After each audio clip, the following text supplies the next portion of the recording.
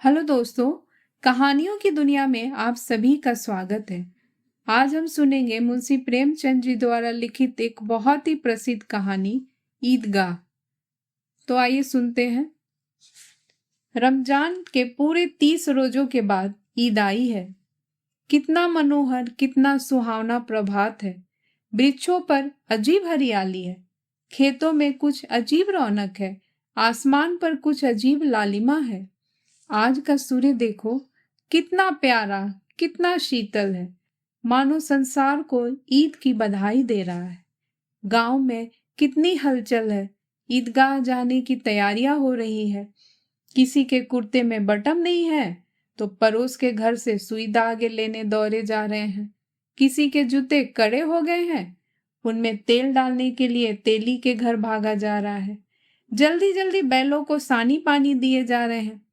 ईदगाह से लौटते लौटते दोपहर हो जाएगी। 3 कोस का पैदल रास्ता है, फिर सैकड़ों आदमियों से मिलना भेंटना। दोपहर के पहले लौटना असंभव है। लड़के सबसे ज्यादा प्रसन्न हैं। किसी ने एक रोजा रखा है, वह भी दोपहर तक। किसी ने वह भी नहीं रखा है, लेकिन ईदगाह जाने की खुशी उनके हिस्से की चीज है। रोजे तो बड़े बूढ़ों के लिए है, इनके लिए तो ईद है। रोज ईद का नाम रटते थे, आज वह आ ही गई। अब जल्दी पड़ी है कि लोग ईदगाह क्यों नहीं चलते। इन्हें गृहस्थी की चिंताओं से क्या प्रयोजन। सेवैयों के लिए दूध और शक्कर घर में है या नहीं, इनकी बला से ये तो सेवैया खाएंगे। वह क्या जाने कि अब्बा जान क्यों बदहवास चौधरी कायम अली के घर दौड़े जा रहे हैं। उन्हें क्या खबर कि चौधरी आंखें बदल ले तो ये सारी ईद मुहर्रम हो जाए। उनकी अपनी जेबों में तो कुबेर के खजाने भरे हुए हैं। बार बार जेब से अपना खजाना निकाल कर गिनते हैं और खुश होकर फिर रख लेते हैं। महमूद गिनता है 1, 2, 10, 12, उसके पास 12 पैसे हैं। मोहनीस के पास 1, 2, 3, 8, 9, 15 पैसे हैं।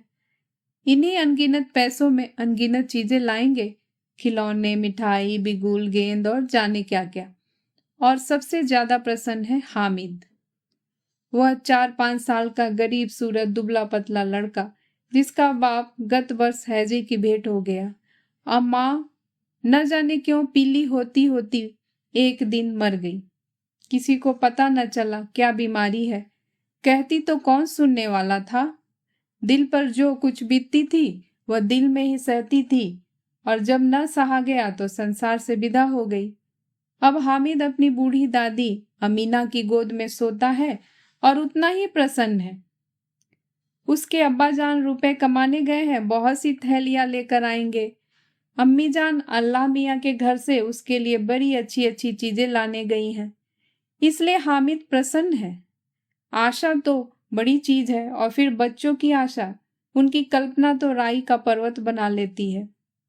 हामिद के पाँव में जूते नहीं है, सिर पर एक पुरानी धुरानी टोपी है जिसका गोटा काला पड़ गया है, फिर भी वह प्रसन्न है।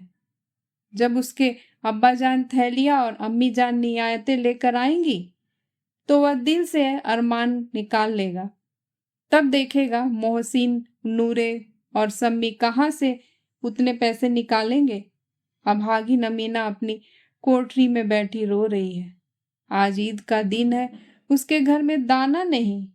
आज आबिद होता तो क्या इसी तरह ईद आती और चली जाती। इस अंधकार और निराशा में वह डूबी जा रही है। किसने बुलाया था इस निगोरी ईद को। इस घर में उसका क्या काम है। लेकिन हामिद, उसे किसी के मरने जीने से क्या मतलब। उसके अंदर प्रकाश है, बाहर आशा। विपत्ति अपना सारा दल बल लेकर आए, हामिद की आनंद भरी चितवन उसका विध्वंस कर देगी। हामिद भीतर जाकर दादी से कहता है, तुम डरना नहीं अम्मा, मैं सबसे पहले आऊंगा, बिल्कुल न डरना। अमीना का दिल कचोट रहा है। गांव के बच्चे अपने अपने बाप के साथ जा रहे हैं। हामिद का बाप अमीना के सिवा और कौन है। उसे कैसे अकेले मेले जाने दे। उस भीड़ भाड़ से बच्चा कहीं खो जाए तो क्या हो। नहीं, अमीना उसे यूं न जाने देगी। नन्ही सी जान, 3 कोस कैसे चलेगा। पैर में छाले पड़ जाएंगे, जूते भी तो नहीं है।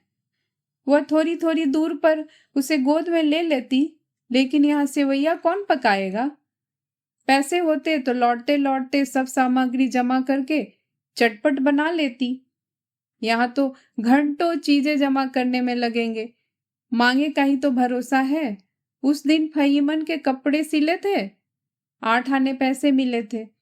उस अठन्नी को ईमान की तरह बचाती चली आती थी इसी ईद के लिए, लेकिन कल ग्वालन सिर पर सवार हो गई तो क्या करती? हामिद के लिए कुछ नहीं तो 2 पैसे का दूध तो चाहिए ही। अब तो कुल 2 आने ही पैसे बचे हैं। 3 पैसे हामिद की जेब में है, 5 अमीना के बटुए में। यही तो बिसात है और ईद का त्योहार। अल्लाह ही बेड़ा पार लगावे। धोबन और नाइन और मेहतरीन और चूड़ीहारिन सभी तो आएंगी। सभी को सेवैया चाहिए और थोड़ा किसी को आंख नहीं लगता। किस किस में मुंह चुराएगी? और मुंह क्यों चुराए? साल भर का त्योहार है, जिंदगी खैरियत से रहे, उनकी तकदीर भी तो उसी के साथ है। बच्चे को खुदा सलामत रखे, ये दिन भी कट ही जाएंगे।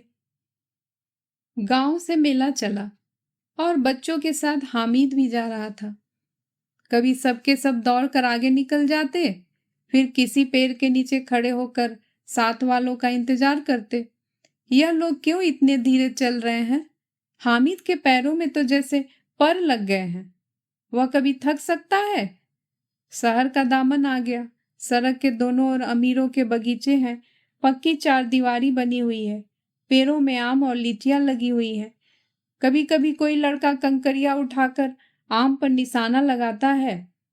माली अंदर से गाली देता हुआ निकलता है, लड़के वहां से एक फड़लांग पर हैं, खूब हंस रहे हैं, माली को कैसे उल्लू बनाया।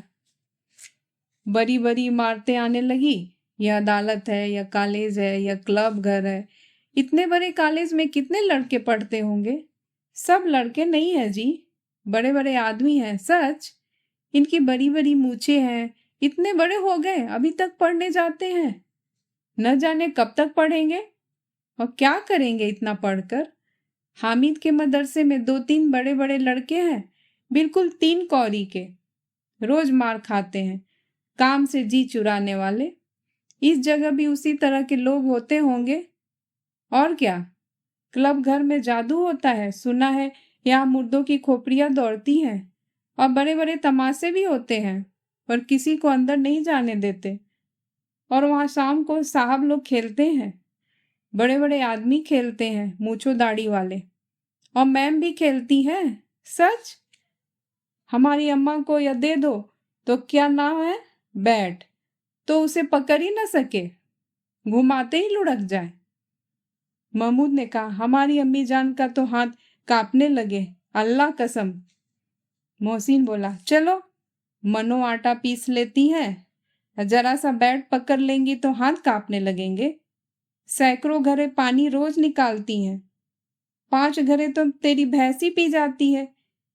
किसी मेम को 1 घड़ा पानी भरने पड़े तो आंखों तले अंधेरा छा जाए। महमूद, लेकिन दौड़ती तो नहीं, उछल कूद तो नहीं कर सकती।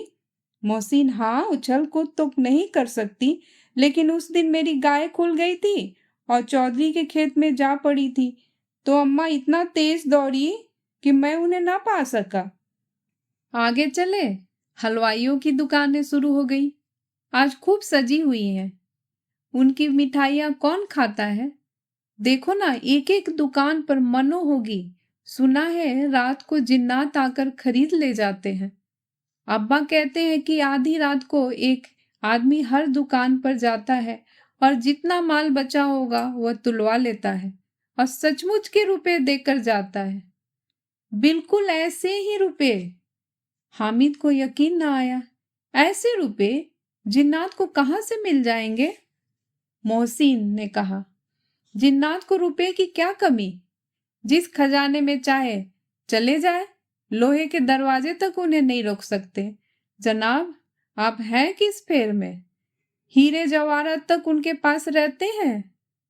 जिससे खुश हो गए उसे टोकरो जवाहरात दे देते हैं। अभी यहीं बैठे हैं, 5 मिनट में कलकत्ते पहुंच जाए। हामिद ने फिर पूछा, जिन्नात बहुत बड़े बड़े होते हैं? मोहसिन, एक एक सिर आसमान के बराबर होता है जी। जमीन पर खड़ा हो जाए तो उसका सिर आसमान से जा लगे, मगर चाहे तो एक लोटे में घुस जाए। हामिद, लोग उन्हें कैसे खुश करते होंगे? कोई मुझे यह मंत्र बता दे तो एक जिन को खुश कर लूं। मोहसिन, अब यह तो मैं नहीं जानता, लेकिन चौधरी साहब के काबू में बहुत सारे जिन्नात हैं। कोई चीज चोरी जाए, चौधरी साहब उनका पता लगा देते हैं और चोर का नाम बता देते हैं। जुमराती का बछवा उस दिन खो गया था। 3 दिन हैरान हुए, कहीं न मिला, तब झक मारकर चौधरी के पास गए। चौधरी ने तुरंत बता दिया, मवेशी खाने में है और वहीं मिला। जिन्नात आकर उन्हें सारे जहान की खबर दे जाता है। अब उसकी समझ में आ गया कि चौधरी के पास क्यों इतना धन है और क्यों उनका इतना सम्मान है। आगे चले, यह पुलिस लाइन है। यही सब कांस्टेबल कवायद करते हैं। रैटन, फाए, फो रात को बेचारे घूम घूम कर पहरा देते हैं, नहीं तो चोरियां ही हो जाए। मोहसिन ने प्रतिवाद किया, यह कांस्टेबल पहरा देते हैं? तभी तुम सब बहुत जानते हो। अजी हजरत, यह चोरी करते हैं। शहर के जितने चोर डाकू हैं सब इनसे मिले रहते हैं। रात को ये लोग चोरों से तो कहते हैं चोरी करो, और आप दूसरे मोहल्ले में जाकर जागते रहो पुकारते हैं। तभी इन लोगों के पास इतने रुपए आते हैं। मेरे मामू एक थाने में कांस्टेबल है, 20 रुपए महीना पाते हैं, लेकिन 50 रुपए घर भेजते हैं। अल्लाह कसम, मैंने एक बार पूछा था कि मामू आप इतने रुपए कहाँ से पाते हैं? हंसकर कहने लगे, बेटा अल्लाह देता है। फिर आप ही बोले, हम लोग चाहे तो एक दिन में लाखों मार लाए। हम तो इतना ही लेते हैं जिसमें अपनी बदनामी न हो और नौकरी न चली जाए। हामिद ने पूछा, यह लोग चोरी करवाते हैं तो कोई इन्हें पकड़ता नहीं? मोहसिन उसकी नादानी पर दया दिखाकर बोला, अरे पागल, इन्हें कौन पकड़वाएगा? पकड़ने वाले तो ये लोग खुद ही हैं। लेकिन अल्लाह इन्हें सजा भी खूब देता है। हराम का माल हराम में जाता है। थोड़े दिन ही हुए, मामू के घर में आग लग गई। सारी लई पूंजी जल गई, एक बर्तन तक न बचा। कई दिन पेड़ के नीचे सोए, अल्लाह कसम पेड़ के नीचे। फिर न जाने कहां से 100 रुपए कर्ज लाए तो बर्तन भारे लाए।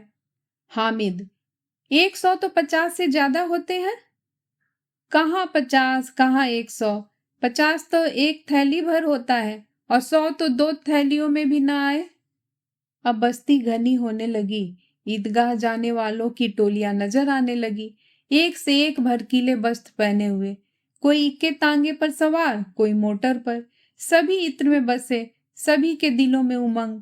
ग्रामीणों का यह छोटा सा दल अपनी विपन्नता से बेखबर, संतोष और धैर्य में मगन चला जा रहा था।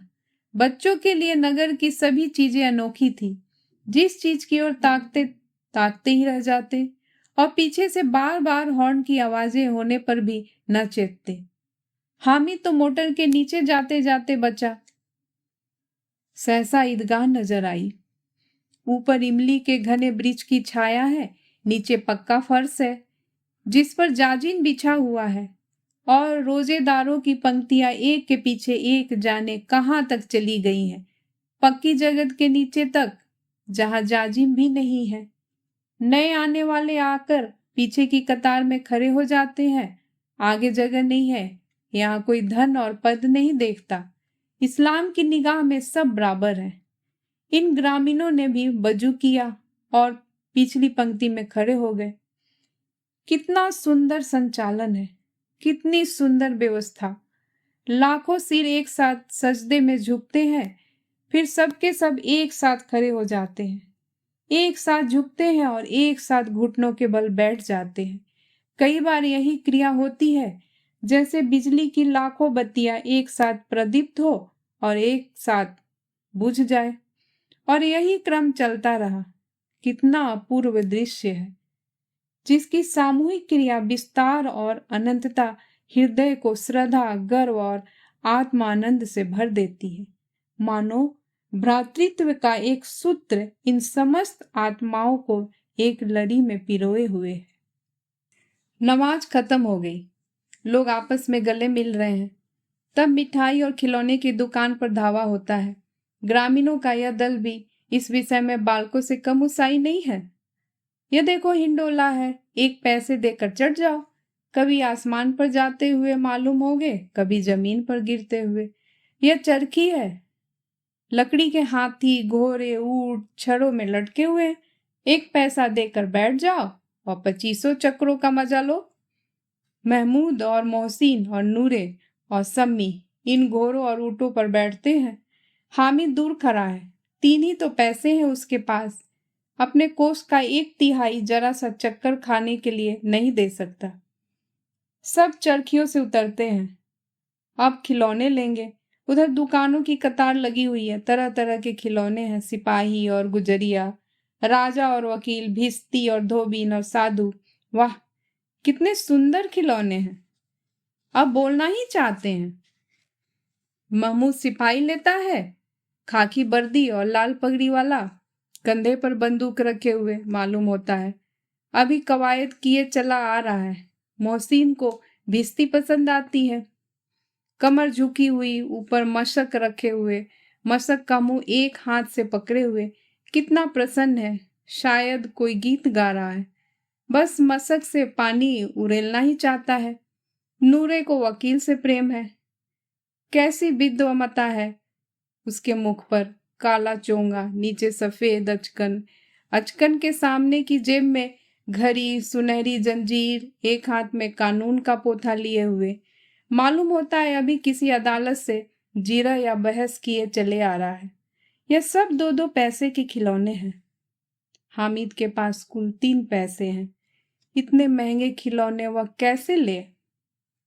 खिलौना कहीं हाथ से छूट जाए तो चूर चूर हो जाए, जरा पानी पड़े तो सारा रंग धुल जाए।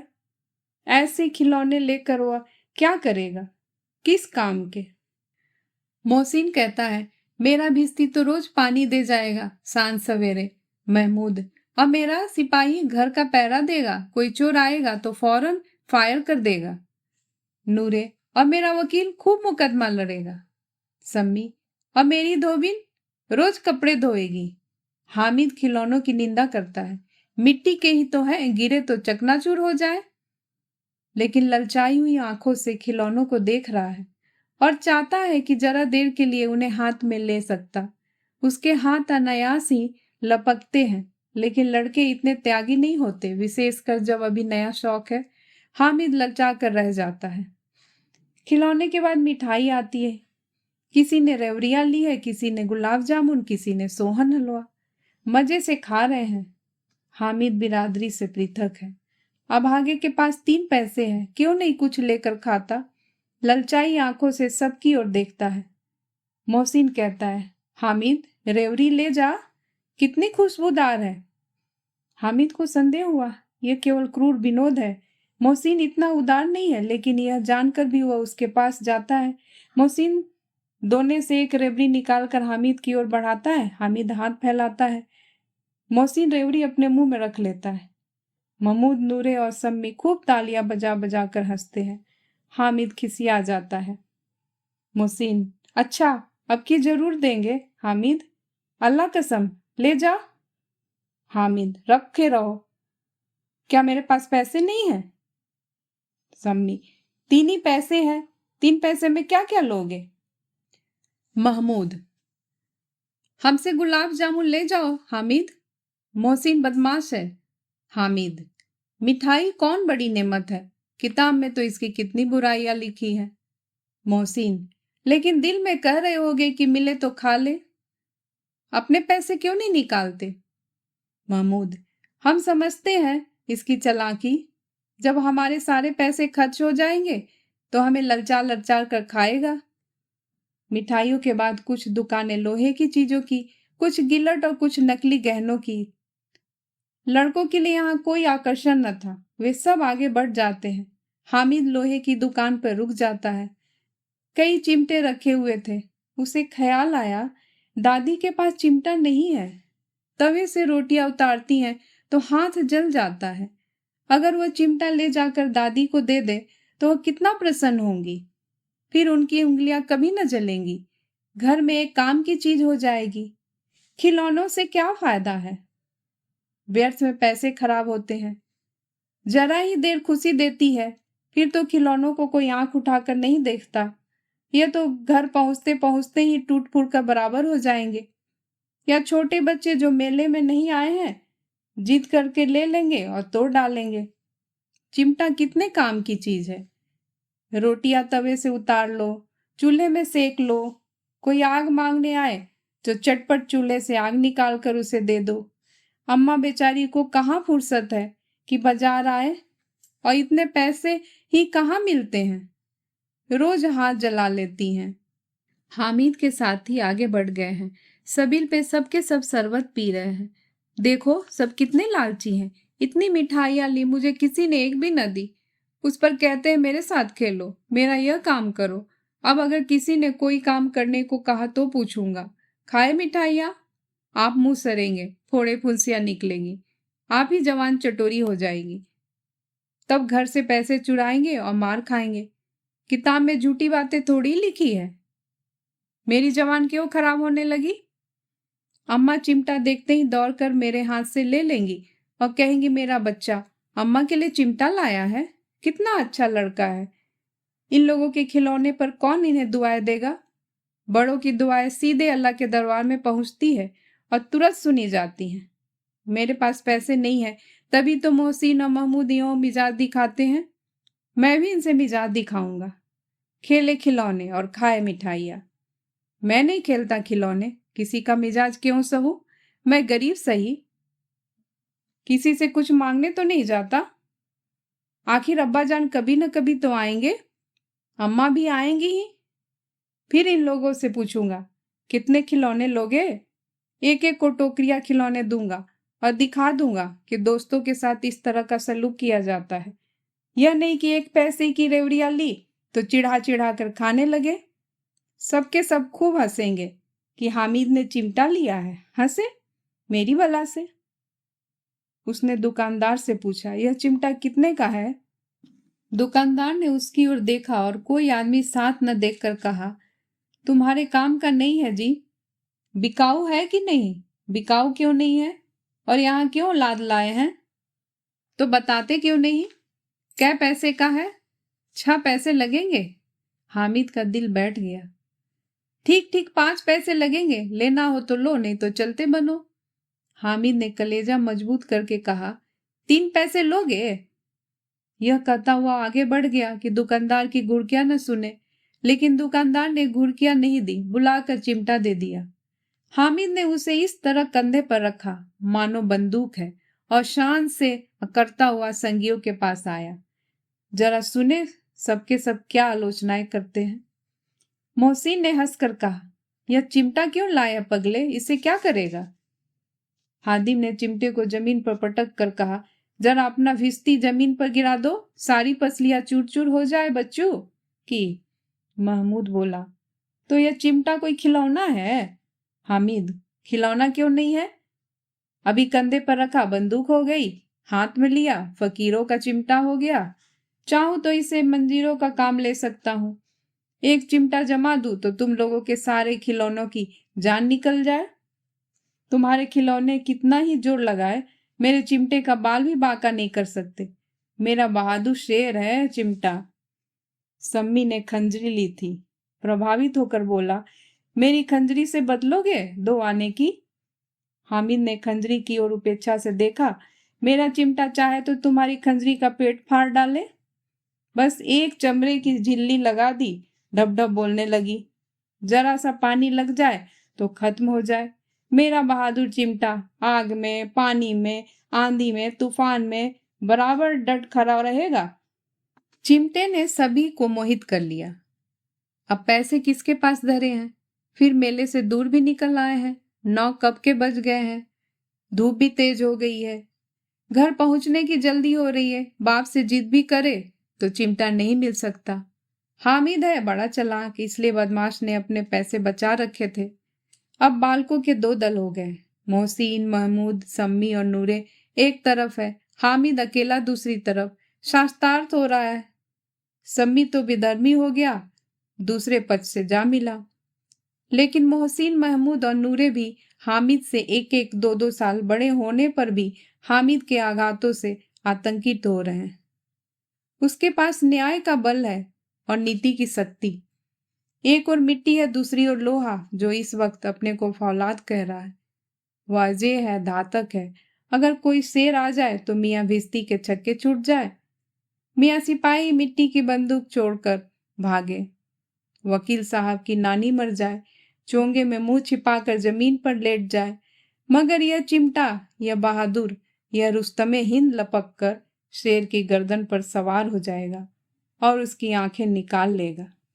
मोहसिन ने एड़ी चोटी का जोड़ लगाकर कहा, अच्छा पानी तो नहीं भर सकता? हामिद ने चिमटे को सीधा खड़ा करके कहा, भिश्ती को एक डांट बताएगा तो दौरा हुआ पानी लाकर उसके दरवाजे पर छिड़कने लगेगा।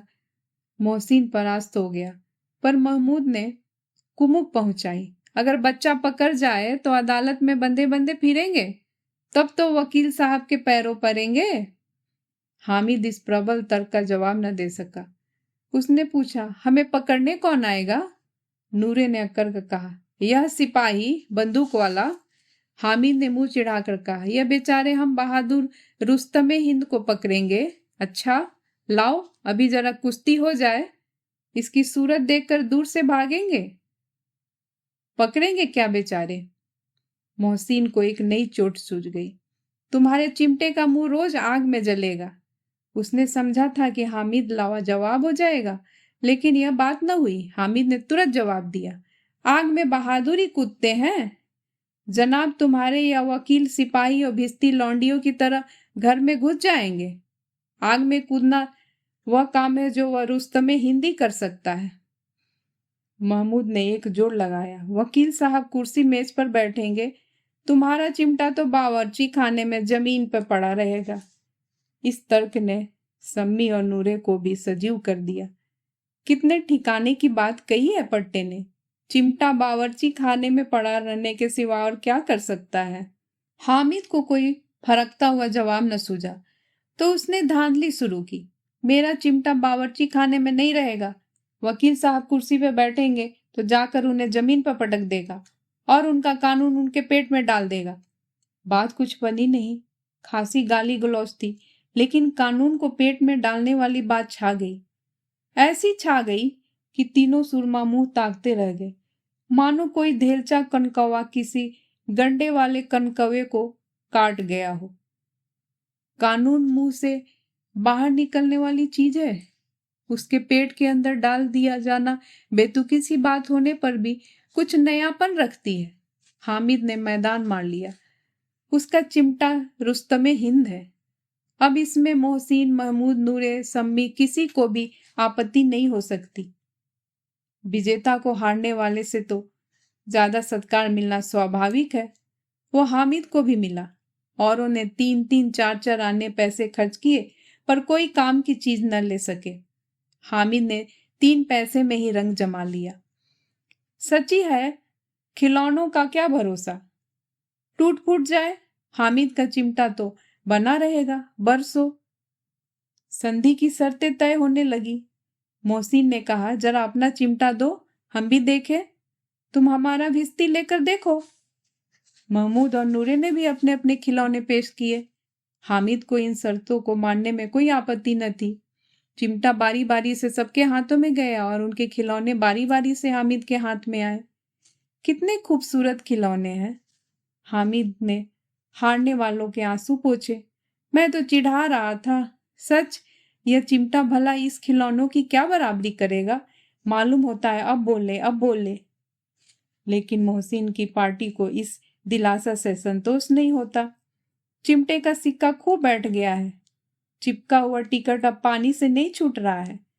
मोहसिन, लेकिन इस खिलौने के लिए कोई हमें दुआ तो न देगा? महमूद, दुआ के लिए फिरते हो, उल्टे मार न पड़े। अम्मा जरूर कहेंगी कि मेले में यही मिट्टी के खिलौने मिले थे। हामिद को स्वीकार करना पड़ा कि खिलौनों को देखकर किसी की माँ इतनी खुश नहीं होंगी जितनी दादी चिमटे को देखकर होंगी। 3 पैसे ही में तो उसे सब कुछ करना था और उन पैसों के उस उपयोग पर पछतावे की बिल्कुल जरूरत न थी। फिर अब तो चिमटा रुस्तमे हिंद है और सभी खिलौनों का वासा। रास्ते में महमूद को भूख लगी, उसके बाप ने केले खाने को दिए। महमूद ने केवल हामिद को साजी बनाया, उसके अन्य मित्र मुंह ताकते रह गए। यह उस चिमटे का प्रसाद था। 11 बज गए, गांव में हलचल मच गई। मेले वाले आ गए। मोहसिन की छोटी बहन ने दौड़कर भिश्ती को उसके हाथ से छीन लिया और मारे खुशी के जा उछली तो मियाँ भिश्ती नीचे आए और सुरलों को सिधारे। इस पर भाई बहन में मारपीट हुई, दोनों खूब रोए। उनकी अम्मा यह शोर सुनकर बिगड़ी और दोनों को ऊपर से 2-2 चांटे और लगाए। मियाँ नूरे के वकील का अंत उनके प्रतिष्ठा अनुकूल इससे ज्यादा गौरवमय हुआ। वकील जमीन पर या ताक पर तो नहीं बैठ सकते, उसकी मर्यादा का विचार तो करना ही होगा। दीवार में खुटियां गाड़ी गई, उन पर लकड़ी का एक पटरा रखा गया, पटरे पर कागज का कालीन बिछाया गया। वकील साहब राजा भोज की भांति सिंहासन पर बिराजे। नूरे ने उन्हें पंखा झेलना शुरू किया।